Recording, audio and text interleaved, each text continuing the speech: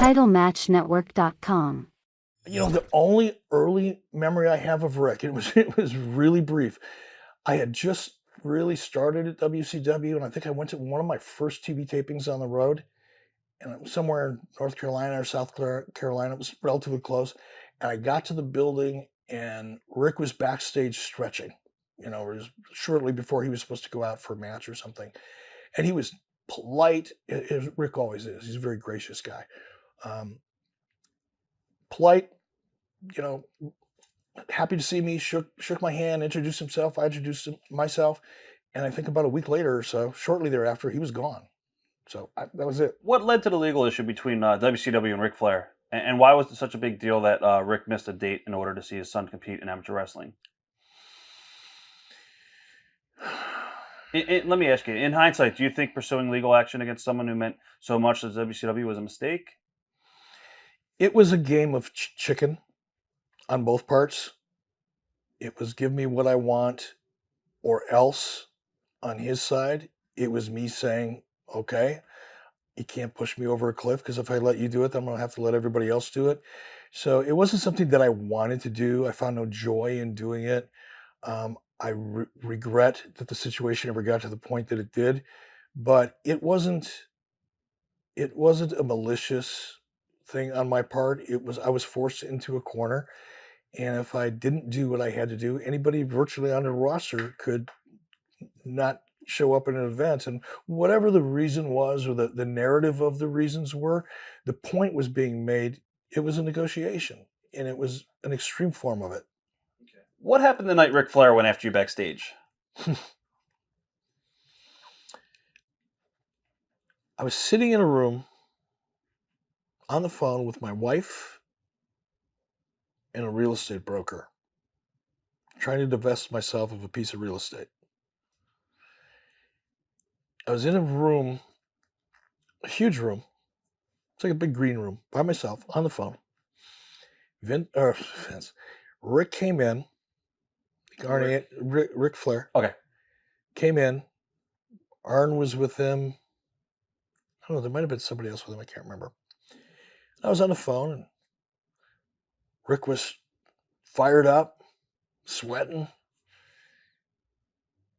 And I didn't say excuse me or anything like that. He just come in, I didn't know what to think of it. I was in the middle of a conversation. And then Rick started cutting a promo on me. Just, get up, you son of a bitch. Get up. I didn't know what was going on. Just get up, you son of a bitch. I'm going to kick your ass. I'm going to dig out your eye. And now my wife's on the phone going, what in the hell is going on here?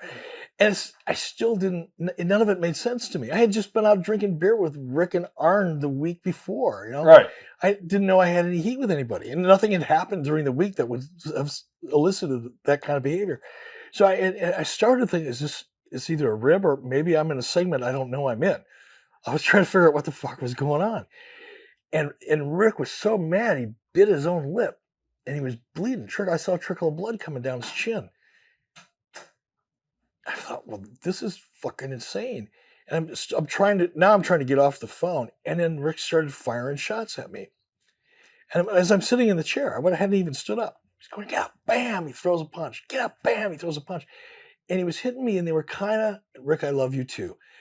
But he was throwing punches at me, and they were connecting, but it wasn't like, bam, Right. So now I'm that made me even more confused. And then I said, fuck it. I hung up the phone and I stood up and I said, Rick, I'm not going to fight you. What the fuck? Yeah, you're going to fight. I'll kick your ass. Rick, I'm not going to fight you. And I had taken a couple steps back, and I was up against the wall, and there was a point there where it was like, well, man, I'm not going to sit here and get killed, but I was still trying to figure it out. And that's when I think it got loud and people came in and they pulled Rick off, and he went out, and I was just dumbfounded. And to this day, Rick and I have never really talked about it. I mean, obviously we've hung out. We've probably had more cocktails since then than we did in the years prior to that. But I don't know. Did he apologize for that? No. The story that made the rounds was he was being interviewed about his time in WCW and got so angry bringing up issues that he went looking for you. Did you ever hear that story? I didn't hear that story. Okay. Would you ever want to go back to WWE as a part-time performer while still having the chance to produce your own projects?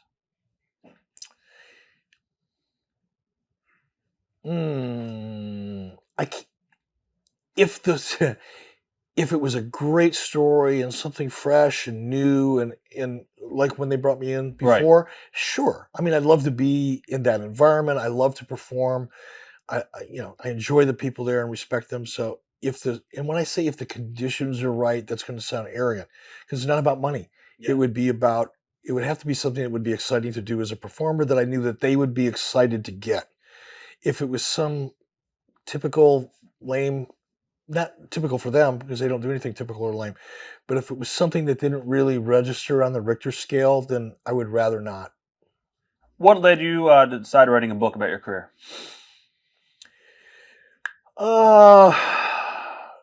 They asked me to, and I never really thought I had enough to say to write a book until they had one of their writers, the ghostwriters, call me and kind of talk me through the process. And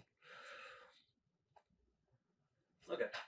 How do you feel to have the book land on the New York Times bestseller list? I feel pretty good about that. And it's just it's an accomplishment. And I'm honest enough to know that had I not been a part of the WCW marketing machine, had I tried to write that book, first of all, I could have never written that book without them. Had I tried to figure out a way to write a book without them, it would have never gotten picked up by a publisher. And if it had gotten picked up by a publisher, but for some obscure reason no one would ever have been able to figure out, it would have never landed anywhere. So I'm grounded enough to know that it was because of them that it got to that level of success. And I'm grateful for that. You launched a number of other projects, including Buffalo, I think Bill Cody Beer. How hard is it to take the concept from the initial ideas and move it from a concept to a physical produced product? Sure.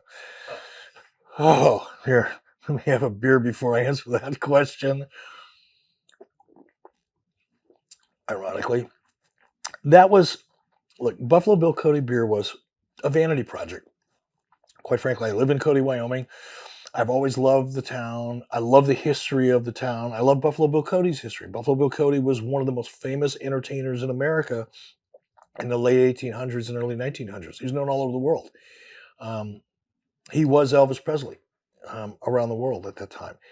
And nobody ever really, let me take that back. No one had at that point really leveraged the strength of that brand in a consumable product. So I thought, God, wouldn't it be fun if we just had a little local beer here called Buffalo Bill Cody Beer, and me being me and spreading myself thin, being part of my DNA, I decided I was going to find a way to brew a local beer, and I did.